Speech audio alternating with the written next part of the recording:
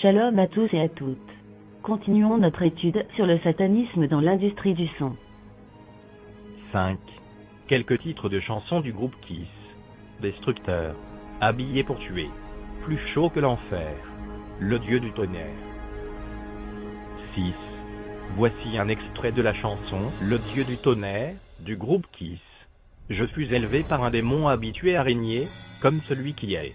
Je suis le seigneur du désert, un homme de fer, des temps modernes. J'appelle les ténèbres pour me faire plaisir, et je t'ordonne de te mettre à genoux devant le dieu du tonnerre, le dieu du rock'n'roll. 7. Des centaines de milliers de jeunes ont affiché des posters du groupe Kiss dans leur chambre à coucher ou dans leur salon. Savent-ils qu'ils affichent ainsi un poster qui signifie « des rois au service de Satan » ? 8. Quelques groupes ajoutent le Z satanique à leur pochette de disques. Ces groupes sont Kiss, Black Sabbath et AC/DC. Le Z satanique est une constante qui a la forme d'un petit éclair, comme sur le front de Harry Potter. 9. On ajoutait souvent du symbolisme occulte aux pochettes de disques. Par exemple, le pentagramme est utilisé pour appeler les démons, et l'hexagramme, une étoile à 6 pointes, comme l'étoile de David, est utilisée dans la haute sorcellerie afin de jeter des sorts. Nous rencontrons aussi l'espèce d'ésotérisme qui gravite autour des pyramides. 10. Nous rencontrons également sur les pochettes, le chasseur cornu de la nuit, représenté par une tête de chèvre. Cette tête de chèvre fait référence directe à Satan. 11. Nous rencontrons aussi sur certaines pochettes le svastika, le symbole si connu des nazis. Fait intéressant, Hitler a été adepte des sciences occultes et fanatique du pendule. 12. Le groupe hard rock, et AC/DC, écrit des chansons telles que « Autoroute vers l'enfer »,« Si tu veux du sang, en voilà ». 13. Voici un extrait de la chanson « Les cloches de l'enfer » du groupe AC/DC. Je suis un tonnerre fracassant une pluie torrentielle. Je viens comme un ouragan. Mon éclair illumine le ciel. Tu es jeune, mais tu vas mourir. Je ne prendrai aucun prisonnier. Je ne sauverai aucune vie, et personne ne s'oppose. J'ai mes cloches, et je t'emmène en enfer. Je t'aurai. Satan t'aura. Les cloches de l'enfer. Oui, les cloches de l'enfer.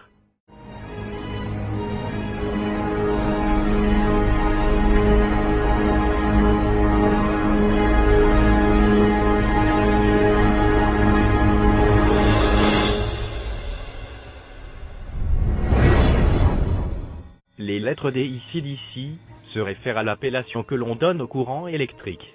Rudement électrifiante, cette chanson. 14. D'autres chansons du groupe AC/DC. Tuer pour le plaisir, prenant de l'héroïne, donnant un os au chien, en référence à l'acte de sodomie. 15. Les thèmes très exploités par le groupe AC/DC sont le sexe, la drogue, la violence et la perversion. 16. Le groupe AC/DC, dans sa chanson des Hurt Need Done des Hurt Cheap, répète et répète encore ce titre. C'est véritablement un sale boulot fait pour le diable que l'on proclame ici.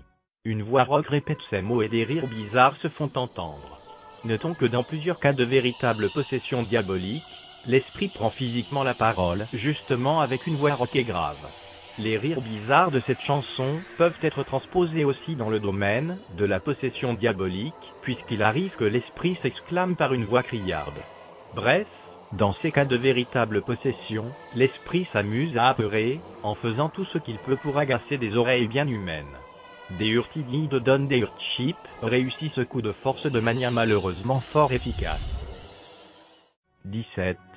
Bien des vedettes meurent de manière douteuse. Jimi Hendrix est mort suffoqué par ses propres vomissures. Notons qu'il arrive que durant de véritables exorcismes, les malheureuses victimes de quelques esprits se mettent à vomir. 18. 2 semaines après la mort d'Hendrix, Janis Joplin meurt après s'être injecté le contenu de 2 seringues dans les bras. L'une était remplie d'héroïne et l'autre de ciment liquide. Elle en était à sa 7e tentative de suicide. 19. Les médias et les vedettes du rock ne nous disent pas comment ces artistes meurent. Des overdoses de drogue sont bien fréquentes. Remarquons que dans certains cas, ces vedettes meurent la tête tranchée, et cela, dans des accidents bien bizarres, quasi surnaturels. 20.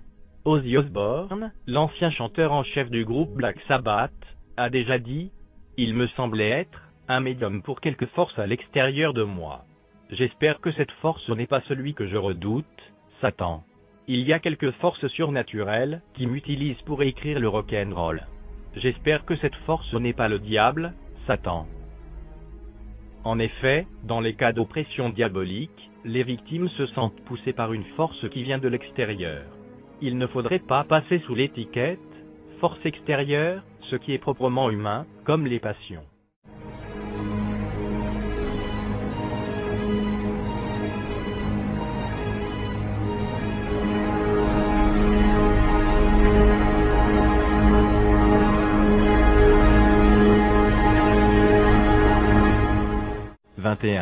Il est certain que bien des groupes de ce genre procèdent à des séances au cours desquelles ils rendent hommage au diable.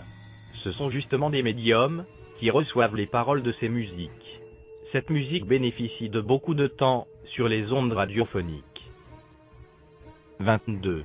Bill Ward, du groupe Black Sabbath a dit « Satan pourrait être Dieu ».